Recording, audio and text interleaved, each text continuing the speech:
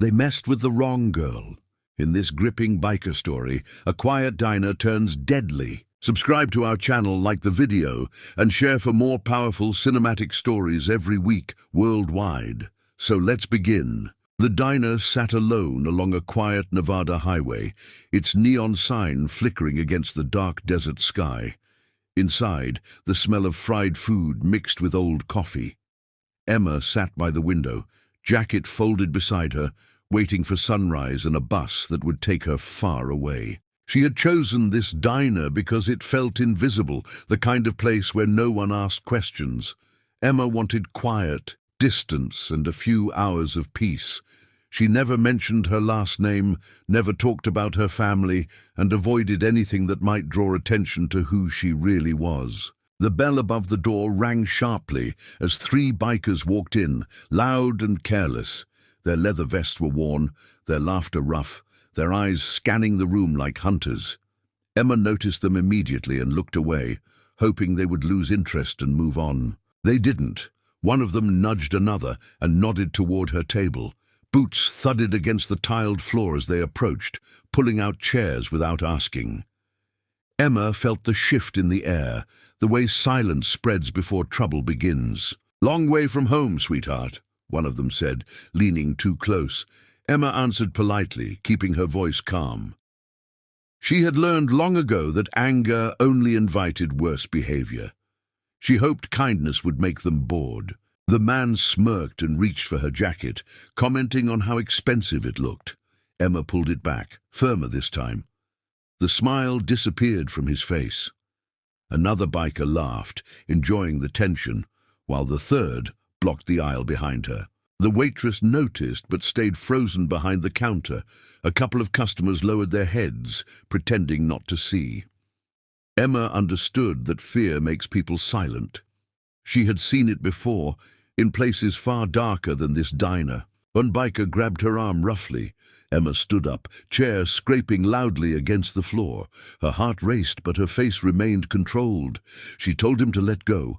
Instead, he yanked harder, fingers slipping, fabric tearing with a sharp sound. Laughter erupted as her shirt ripped at the shoulder.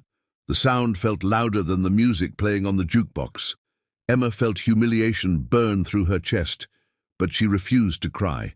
She slowly pulled herself free and straightened her posture. "You think you're better than us?" one of them sneered. Emma looked at each face carefully, memorizing them. She didn't threaten, she didn't raise her voice.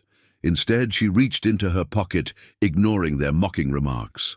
Her phone felt heavier than usual in her hand. There was only one number she had promised herself she'd never call again. A number tied to a world of noise, violence, and blood.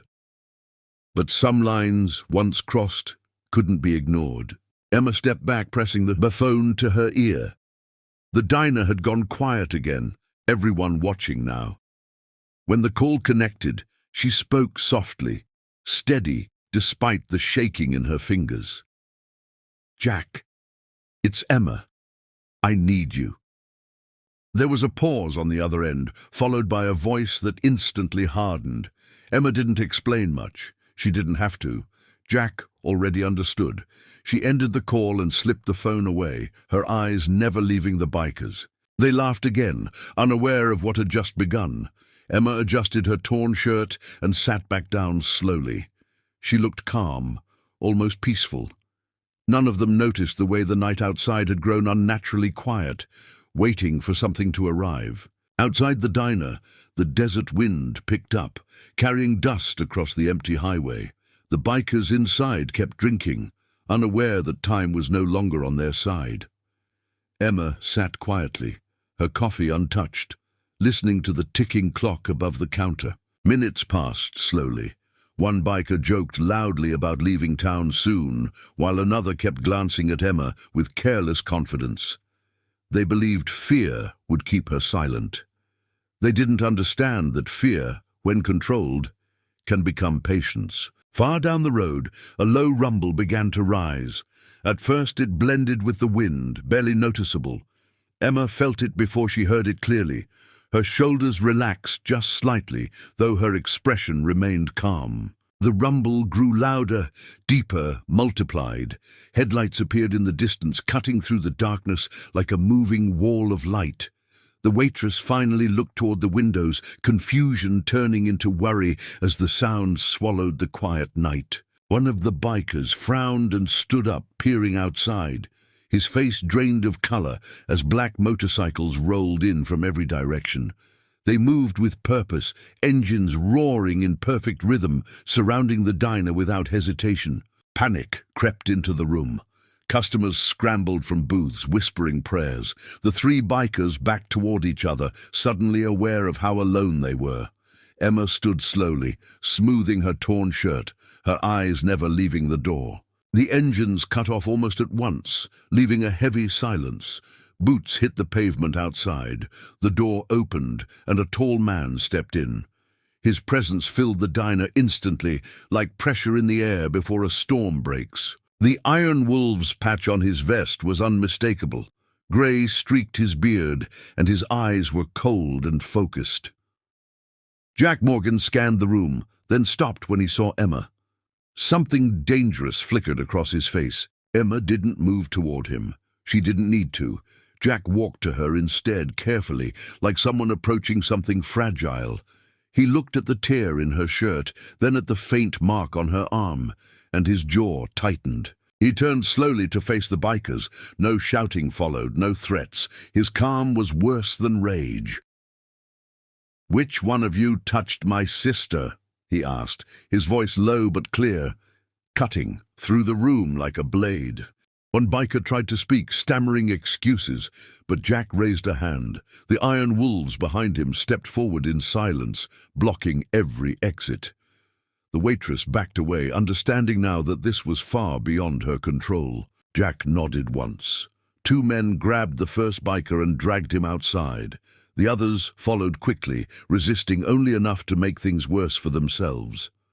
Emma watched without satisfaction, without pity. Only quiet resolve. Outside, the desert echoed with harsh sounds, muffled by distance and night. Inside, Jack stayed with Emma, placing his jacket around her shoulders. "You shouldn't have had to call," he said softly, guilt hidden beneath authority. Emma met his eyes. "They crossed a line," she replied, "and so did you once." Jack gave a small nod. Some debts never disappear. The Iron Wolves didn't celebrate that night. They corrected a mistake. As dawn approached, the diner stood untouched, but forever changed. The bikers who laughed inside would never forget the lesson learned in the desert. And Emma, once again, walked away quietly, leaving only silence and respect behind.